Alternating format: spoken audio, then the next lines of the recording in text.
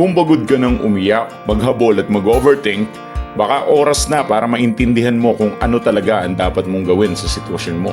I'm Coach Base, isang veteranong breakup specialist sa maraming taon na nag-aaral ng relationship psychology at nagbibigay ng specific advice based on your situation na walan, iniwan, or gustong mabawi ang ex nila after breakup.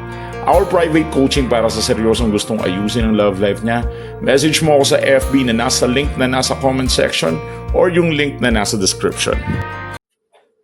Mataas ang chance na paulit-ulit kanyang iniisip pero dahil mababa ang confidence mo or paniniwala sa sarili mo, then that would be the time na akala mo hindi kanya iniisip. Pero ang katotohanan, iniisip kanya madalas. Hindi lang siya nagme-message, hindi lang siya umaamin, pero syempre, bakit parang hindi ka nawawala sa isip niya? Pumapasok at pumapasok yan. It's what we call suppressed attachment. Ibig sabihin, it doesn't equal emotional absence. So, kailangan maging clear tayo dito sa bagay na to, ha? Ang pag-iisip sa'yo ay hindi naman automatic na gusto kanyang balikan. Kaya kanya iniisip ay dahil sa 5 dahilan. And let me reveal it to you. Unang dahilan kung bakit kanya iisipin is because of the unfinished emotional loops. Huwag na nating pahirapan pa. Ang ibig sabihin ng unfinished emotional loops ay unfinished business. May mga bagay na hindi pa talaga completely done at wala pang ganong clarity sa kanya at hindi pa niya na-deal with itself. Meron ding ego wounds. Probably nasaktan din siya through that breakup. And nasugatan yung ego niya and something like that kaya iniisip ka niya. Another thing is familiarity. Siyempre kahit paano nakasanayan ka niya. Kaya yung familiarity, hindi yan basta-basta mawawala. And pang-apat, sigurado may regret yan. Kahit kasalanan mo pa ang breakup, yung makipaghiwalay sa iyo yan, maniwala ka sa akin, meron at meron regret yan. At siyempre, last but not the least is the love residue or attachment residue ang ibig sabihin. Ibig sabihin nun, meron pa rin natitirang love sa kanya mula sa iyo. Ito ang 5 bagay na repeatedly iniisip niya ng iniisip.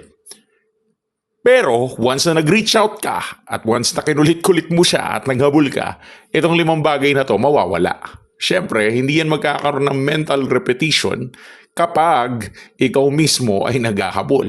Siyempre, paano niya mararamdaman yung regret kung nandiyan ka lagi, di ba? So, wala siyang pagsisisihan kasi nandiyan ka lang eh. So, it's next to impossible na ma-miss ka ng ex mo kung lagi ka nagpaparamdam, di ba? So, napaka-basic lang nun. So, bakit ba paulit-ulit kang maiisip ng ex mo kapag nag-start ka na magbigay ng permanent space sa kanya and permanent no contact rule strategically? It's either 30 days, 60 days, 90 days, or 120 or it depends minsan forever. It depends on the situation kung ilang days.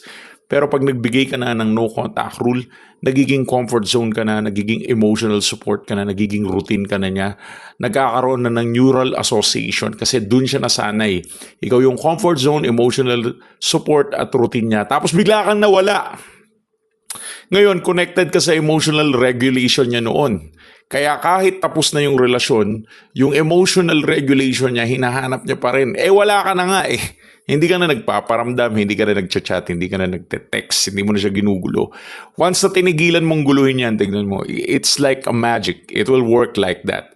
And yung unfinished psychological loop nyo, yung magulo yung ending, walang closure, maraming what if. Alam mo, kapag marami siyang what if tapos naghiwalay kayo, the brain keeps reopening the file. And the brain hates unresolved emotional patterns. Kaya ang mangyayari, dadami yung what if niya. At kapag dumami ang what if niya, doon ulit siya may in love sa'yo. And you need to execute this one strategically. Yan yung lagi kong sinasabi sa inyo. Kung gusto nyong ibalik ang ex nyo, maganda ang no contact rule. Pero mas maganda kung strategic ang way ninyo. Kasi sa no contact rule, isang diretso lang siya. Pero kung gusto mo ng strategy, kailangan mas galingan mo kumpara sa no contact. Meron tayong contrast effect syempre. Kapag may bago siyang kausap, merong bagong environment, merong bagong experiences, automatic kino-compare ka ng ex mo agad-agad sa mga na-experience niya. Especially kapag mataas ang emotional value mo noon.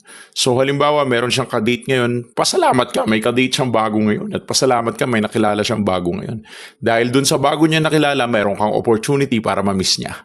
Dahil syempre, ikukumpara niya yung dati niyang comfort zone na naramdaman mula sa'yo dun sa bago niya nakakausap at hindi niya maaarok at maaabot yun. And that's the reason kung bakit hindi siya aamin because of the pride preservation. Ayaw niyang magmukhang affected. Ayaw niyang ma-reject siya mula sa'yo. Ayaw niyang mawalan ng emotional advantage. Pangalawa, syempre, possible iniisip ka niya pero ayaw niya ng relationship responsibility. Kaya ayaw niya ng relationship responsibility kasi nga, ikaw kasi, sinasakal mo na sa leg yung ex mo eh. Gusto mo relasyon. Ang kulit-kulit mo eh. Ginugulo mo eh. Nananahimik yung ex mo. Ginugulo mo. Pabayaan mo siyang manahimik. Pabayaan mo siyang lumayo. Pag nanahimik siya, mas manahimik ka. Pag lumayo siya, mas lumayo ka. That's how you approach it strategically. And also, mas madaling isipin ka kaysa ayusin yung relasyon. Siyempre, madalas iniisip ka niyan. Pero yung ayusin yung relasyon, nahihirapan siya. Kaya, maaaring ma-addict ka sa breadcrumbings niya kapag nag-i-story view siya, tinitignan niya yung mga post mo, or may mga random likes, heart sa my day mo, indirect signals. Probably ginagawa niya yan para magpapansin. Pero this is a repeated mental presence. It is not equal to emotional maturity. Laging tatandaan yan. Kaya ganito ang pinakamagandang gawin mo kapag hindi umaamin ang ex mo. Maging confident ka lang sa sarili mo at maniwala ka sa akin. Ikaw ang paulit-ulit niyang iniisip. Gumamit ka ng spacing, no contact rule.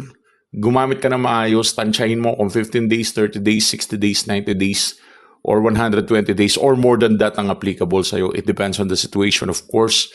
Tignan mo muna kung saan pinaka mag-workout ang no contact sa'yo. Ngayon naman, kung gusto mo ng strategic no contact rule para hindi ka na mahirapan magtimpla kung anong ingredients ang gagamitin mo, pwede mo kaming i-message sa page namin sa Philippine Dating Coach. Yung link ng Facebook namin nandyan mismo sa comment section. Buksan mo lang yung comment section ng video na to at i-click mo yung link. Nakapin na yan dyan. Thanks for watching.